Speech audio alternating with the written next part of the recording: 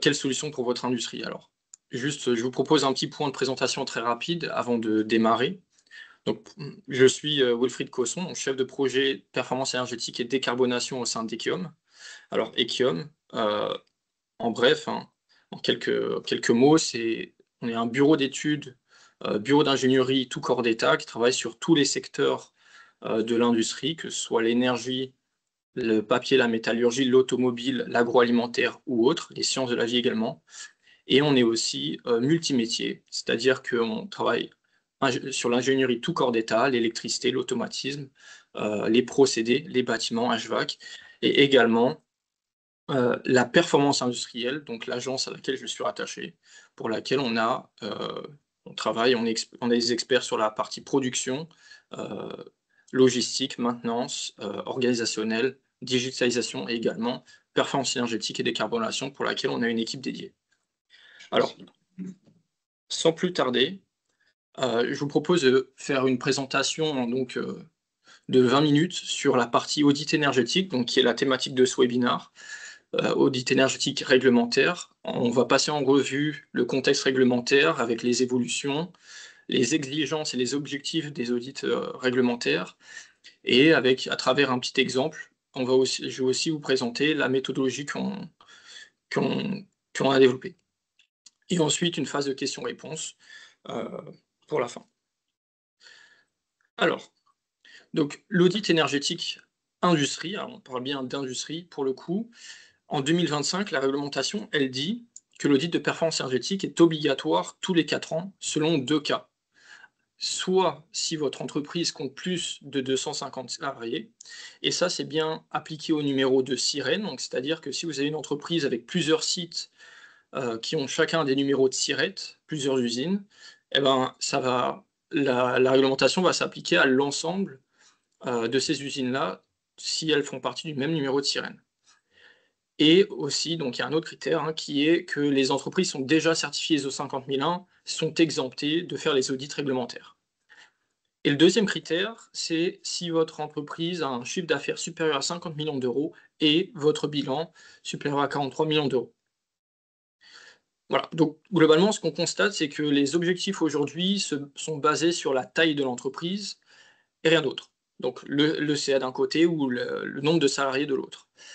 Les risques, si vous ne faites pas l'audit durant la période de 4 ans, aujourd'hui, c'est que les pénalités peuvent être équivalentes à 2% du CA. Avec, si jamais ils constatent une récidive, ça peut monter jusqu'à 4%. Donc ça, c'est pour aujourd'hui, en 2025. Pour ce qui est de demain, il y a un projet de loi qui est en construction, qui n'a pas encore été validé, mais aujourd'hui, c'est passé au Sénat et puis il y a eu plusieurs allers-retours, hein. La loi, elle va passer dans tous les cas. Donc, on a 2 obligations qui sont nouvelles. Alors, certes, on a toujours la réalisation d'un audit énergétique qui reste obligatoire, mais on a aussi une obligation pour la mise en œuvre d'un système de management d'énergie, tel que par exemple l'ISO 50001. Aujourd'hui, les critères qui étaient basés sur la taille de l'entreprise vont évoluer. Ils vont passer sur des seuils de consommation, sur des moyennes des 3 dernières années. Pour la partie ISO 50001, par exemple, si votre entreprise, donc le numéro de sirène, a une consommation énergétique supérieure à 23,6 GWh, alors vous avez l'obligation de mettre en place un système de management de l'énergie. Et pareil, donc entre 2,75 et 23,6 GWh, vous avez l'obligation de réaliser un audit tous les 4 ans, toujours, hein, audit énergétique.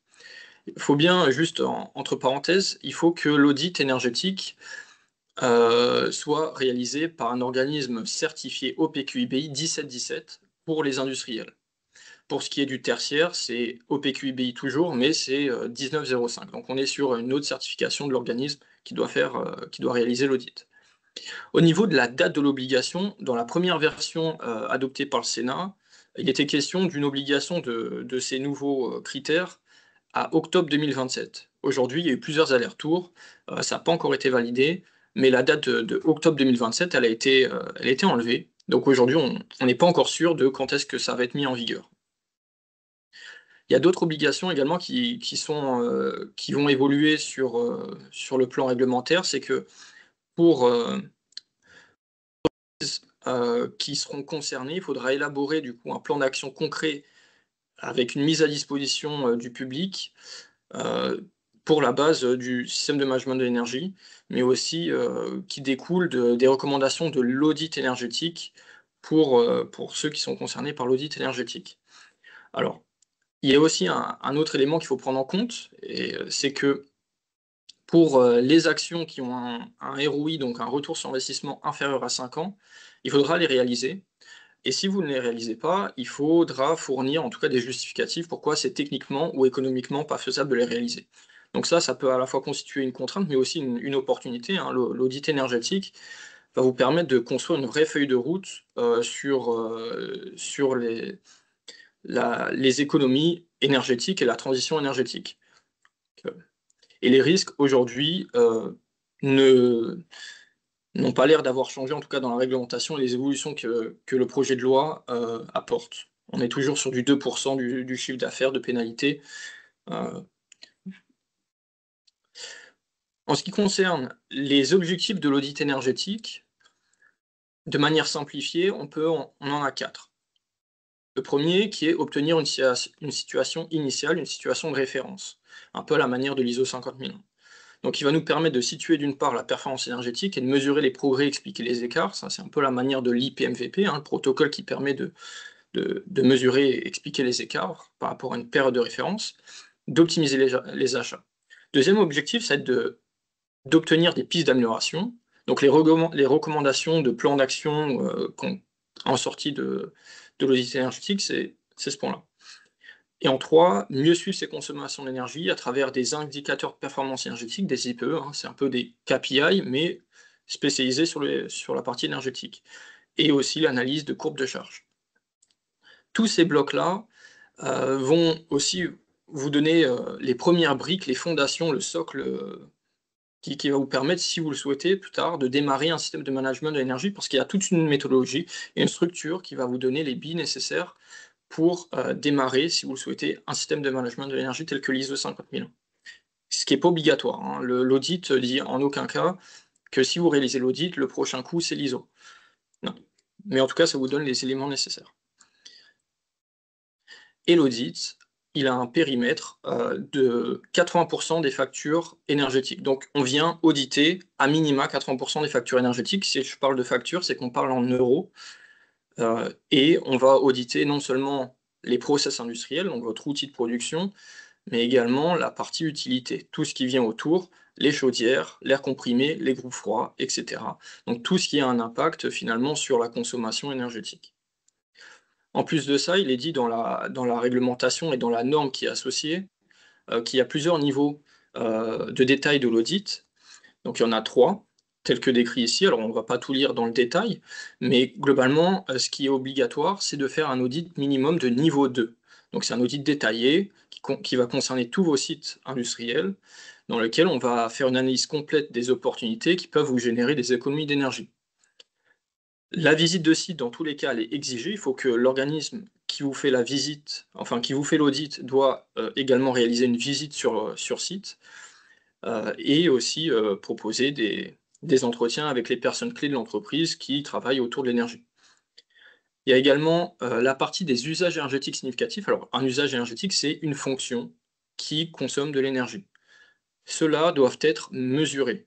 Donc, que ce soit du mesurage qui est fait déjà chez vous, dans vos usines, ou ça peut être aussi du mesurage ponctuel qui est fait durant les visites d'audit. Un autre point, c'est que sur la partie de tout ce qui va être analysé, il faut pas que enfin, il faut qu'on ait une connaissance, une catégorisation de 90% et que la marge de autre, admettons, si on n'arrive pas à le catégoriser, soit inférieure à 10%. Et sur les économies d'énergie et les actions qu'on va recommander, au niveau de la fiabilité, il faut que nous, on ait capacité de vous proposer des calculs détaillés qui intègrent à la fois les dépenses, l'OPEX, le CAPEX et puis les économies d'énergie. À ce stade, sur le niveau 2, il n'y a pas forcément de devis qui est demandé de la part de fournisseurs, de pompes ou alors de moteurs ou autres.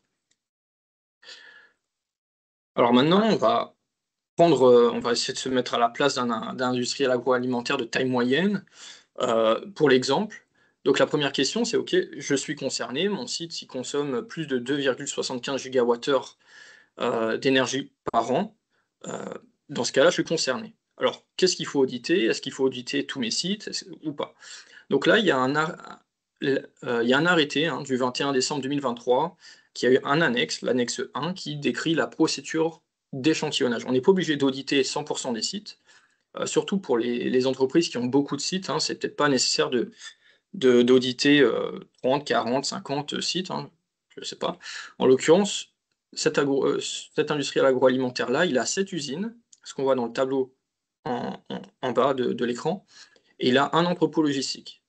Donc donc on a l'annexe en fait cet arrêté-là nous décrit qu'il faut créer des sous-ensembles et qu'il faut justifier ces sous-ensembles. Alors les sous-ensembles, c'est qu'on a des outils de production dans les usines et on a un entrepôt logistique d'un autre. Donc, ce qui veut dire qu'on a des typologies de bâtiments et des typologies de, d'usines et d'ensembles qui sont différentes.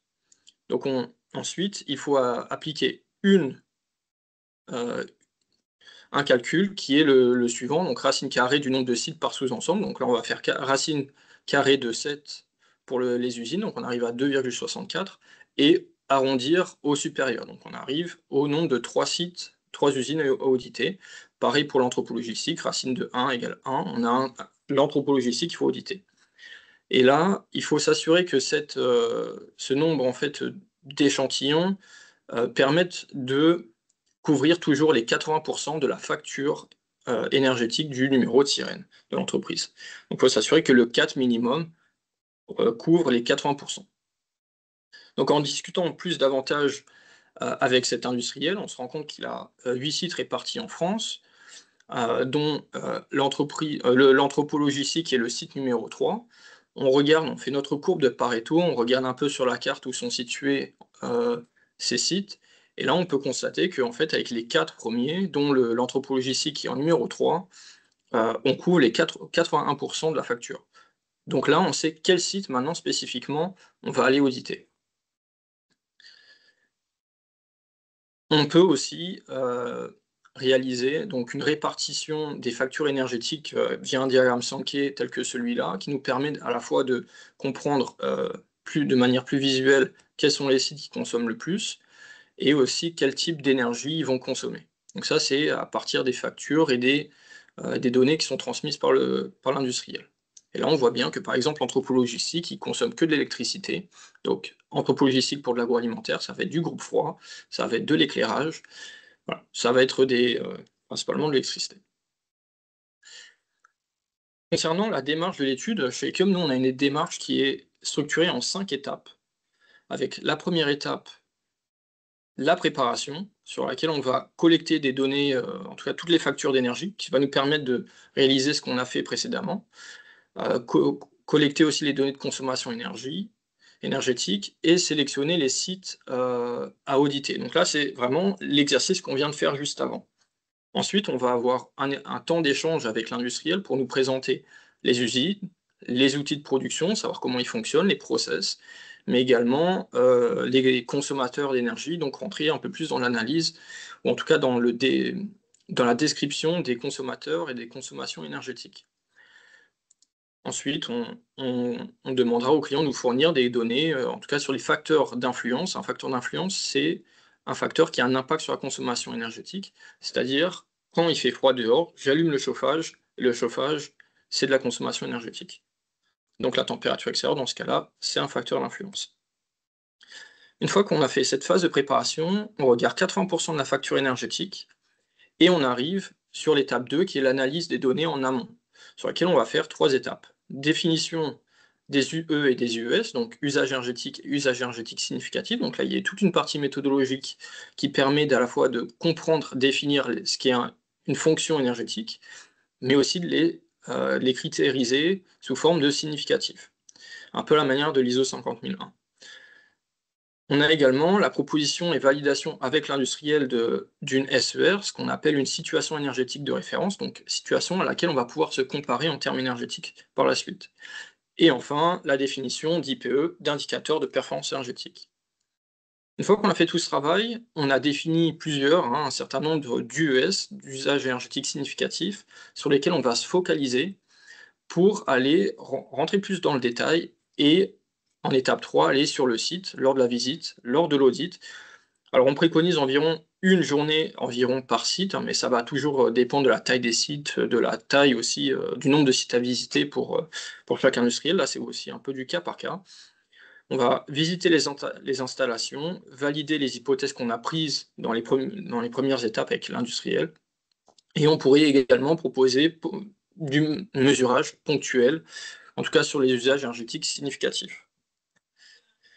Une fois qu'on a récolté toutes ces informations qui sont nécessaires à l'étude, nous on retourne au bureau, on a en étape 4, donc la partie étude sur laquelle on va faire toute l'analyse des données de consommation. On va élaborer un certain nombre de diagrammes Sankey, de courbes de charge, on va faire des analyses peut-être des monotones, vapeur, ou peu importe, hein, on va faire toute une analyse technique et on va proposer un plan d'action chiffré pour améliorer la performance énergétique basée sur les UES qui ont été définis précédemment. Une fois qu'on a collecté et réalisé en fait toutes ces données de sortie, eh bien, on a la dernière phase qui est la phase de restitution, donc la rédaction du rapport et puis la restitution auprès de l'industriel, qui va se profiler en plusieurs étapes. Donc le premier, c'est un résumé exécutif pour la direction de l'entreprise, dans laquelle on aura une synthèse des résultats clés et des recommandations prioritaires. C'est-à-dire en quelques slides, quels sont les points clés qu'il faut retenir pour pouvoir agir par la suite. On aura aussi les deux autres volets, c'est-à-dire analyse détaillée des consommations, de pourquoi on consomme, la méthodologie employée, les conclusions qu'on a tirées, les observations également qu'on a pu réaliser lors de la visite de l'audit, et, et enfin les recommandations. Donc les recommandations, c'est les plans d'action qu'on va proposer. Donc des propositions spécifiques pour améliorer l'efficacité énergétique avec une estimation des coûts. Alors maintenant, on peut aussi se poser la question de comment on va évaluer les gains potentiels et quels sont les moyens pour évaluer les gains euh, des actions énergétiques. Eh bien, il y en a plusieurs. Une usine, finalement, il peut y avoir des pertes par les fumées, il peut y avoir des pertes par paroi quand on chauffe dans un bâtiment, on utilise de l'eau, on utilise l'électricité pour l'éclairage, pour les process, de l'air comprimé, enfin, il y a toutes sortes d'utilisation de l'énergie, et il y a des moyens qui sont listés ici, tels que, déjà, tout d'abord, on va se baser sur le relevé et le comptage énergétique existant. Qui est, je pense, le plus de valeur, hein, c'est les consommations basées sur les données historiques. Comme ça, on peut analyser de manière très claire qu'est-ce qui s'est passé, comment évolue la consommation énergétique de votre usine et de vos procédés. On a aussi l'installation de compteurs ponctuels avec des extrapolations s'il manque des données, ou alors si on n'a que 2 semaines de données, eh ben, comment on fait pour les extrapoler sur une année, par exemple? Ça, il y a des techniques pour ça. On a également le calcul de consommation via des modélisations de puissance en fonction des installations et des puissances des installations et de l'utilisation. Attention, il faut toujours qu'on s'assure que ça matche bien avec les données de facturation, hein, qu'on retombe toujours sur ce qui a été payé à la fin. Concernant les déperditions thermiques, on peut également avoir des analyses thermographiques des bâtiments, voir les déperditions, les points chauds, les points froids. Et pour tout ce qui est fuite de réseaux d'air comprimé, de vapeur ou autre, on peut également faire des recherches par caméra ultrason, notamment. Une fois qu'on a fait toute cette analyse-là, on va proposer un plan d'action chiffré qui va être catégorisé ensuite par thématique et sous-thématique, un peu à cette manière-là. Donc thématique, ça peut être froid, chaud, HVAC, air comprimé, électricité ou monitoring. Et les sous-thématiques, c'est production. Donc, par exemple, production de chaud, réseau de chaud et utilisation de chaud. Et les actions qu'on va pouvoir mettre en place, hein, ou en tout cas proposer, ça va être la mise en place d'un économiseur fumée sur les fumées, pression de les vents et ajout d'un groupe de maintien de pression euh, sur une chaudière, par exemple, mise en place de variation de vitesse sur des pompes. Et puis également, sinon, on aura une autre approche qui va être très spécifique à vos process. Donc, par exemple, la chauffe de vos produits, donc la mise en place de pompes à chaleur pour la production d'eau chaude ou le stockage réfrigéré de vos produits si par exemple, on parlait d'un industriel agroalimentaire, donc on peut faire de la récupération de chaleur fatale sur groupe froid, automatiser des cycles de température ou optimiser en tout cas les cycles de température. Et pareil, on peut travailler sur les éclairages des locaux de production si ça fait partie des UES également. Alors un point qui est important, hein, c'est que ces actions doivent être concrètes, en tout cas au sein d'Ekeom, on propose des actions concrètes qui sont opérationnelles et réalisables et qui sont également basées sur, des retours d'expérience de projets techniques et budgétaires. Donc c'est pas enfin, en d'autres termes, c'est des actions qui ont déjà été proposées ou en tout cas qui sont issues de retours d'expérience. Et le document, il constitue, une vraie feuille de route sur la réduction des consommations énergétiques pour la suite. Et enfin, le dernier point, à prendre en compte, c'est la durée d'un audit moyen. Il faut compter entre 2 à 3 mois, on va dire 2 mois et demi pour un audit, donc avec les 5 phases que j'ai présentées précédemment, c'est-à-dire préparation, analyse de données, visite de site, l'étude et la partie restitution. Donc il faut compter environ 2 mois et demi, 3 mois. Heu, Après ça va encore une fois dépendre de la taille, du site industriel et heu et du nombre de sites également. Voilà. Je propose, du coup, j'ai terminé ma présentation. Je vous propose, de passer à la partie questions. S'il y a des questions, heu, n'hésitez pas.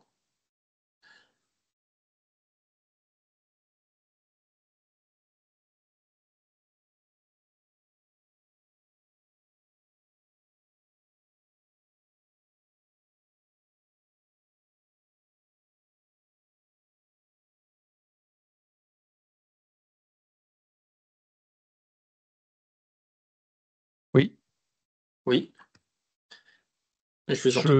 oui, j'avais une question sur les propositions d'amélioration usine. Oui, Hem, Ce que vous avez présenté, donc c'est de l'amélioration de l'existant beaucoup. Est-ce que, vous êtes aussi, enclin à proposer des modifications qui vont au-delà, c'est-à-dire qui vont toucher même à la conception, des modes de production d'énergie, par exemple?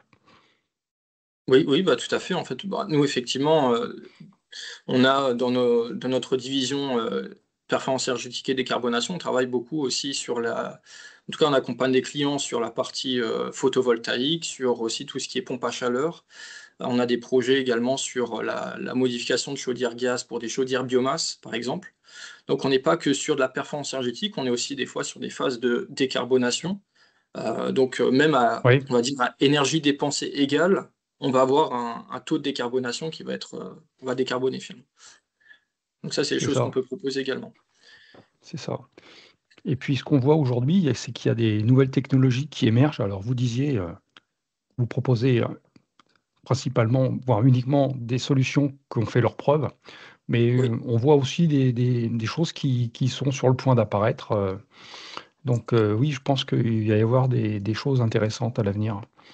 Bah, effectivement, bah, il y a d'un côté là, vous l'avez dit, la production d'énergie, mais aujourd'hui, effectivement, sur les technologies qui sont en essor, aujourd'hui, on a le stockage énergétique et pas que Oui. le stockage de batterie. On a le stockage de chaleur sous différentes formes, que ce soit, du sable, des bacs à sable ou alors, des containers avec des billes céramiques. On a aussi, du stockage, sous forme, on va dire, plus mécanique avec, voilà, donc il y a plein de choses que nous, on est capable aussi de proposer sur les phases, de production couplées, avec stockage pour, soit Mmh. s'adapter à une production qui est une production batch, si on n'a pas toujours besoin de la chaleur, par exemple, on va stocker de la chaleur, on va la restituer quand on en a besoin ou, voilà, donc il y a pas mal de choses qui sont possibles et puis encore une fois, ça dépend au cas par cas du site, des niveaux de température, des besoins et cetera. Ouais. Vous avez une activité de veille technologique pour voir justement les solutions qui vont émerger sur le futur chez Ekiom? Oui, chez Ekeom, une cellule innovation qui a vu le jour, hein, sur lequel, bah, on a des thématiques notamment à la fois sur la décarbonation, mais aussi sur la partie, stockage d'énergie et cetera. Donc là, on a des études, internes qui sont en cours pour s'assurer de bien connaître en tout cas la partie veille technologique, quoi. Mmh mh. Mmh.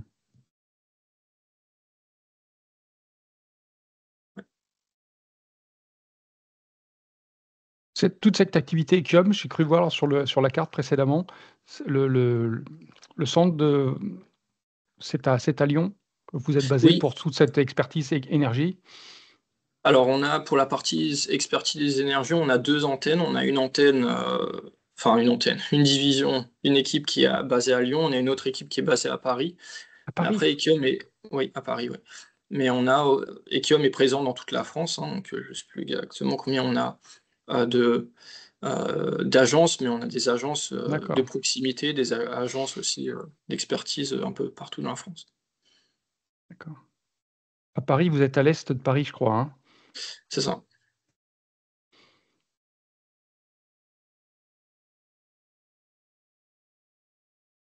Je vois que Madame Taleb a une question également. Ces audits ont pour objectif la réduction des consommations d'énergie pour répondre aux objectifs fixés par le décret tertiaire. Alors, effectivement, le décret tertiaire, il impose, une obligation, enfin, c'est une imposition sur, une obligation de résultat. C'est-à-dire 2030, il faut que tous les bâtiments tertiaires qui sont, concernés, donc plus de 1000 m², il me semble, ou 1 500 m², doivent, réduire de 30 leur consommation énergétique. 2040, c'est 40, 2050, c'est 60, quelque chose comme ça. Et alors donc ça, c'est une chose, mais l'audit énergétique ici, on parle d'audit énergétique industrie, on n'est pas dans le tertiaire. Mais en soi, ça vient de manière complémentaire parce que l'audit ici, ça crée pas de résultat pour l'industriel, mais ça lui apporte les moyens, c'est-à-dire une lecture pour comprendre ses consommations énergétiques et aussi pour lui proposer des pistes d'amélioration. Donc là, on n'est pas sur de l'imposition sur, l'objectif, mais on est plus sur de la production de moyens. Voilà.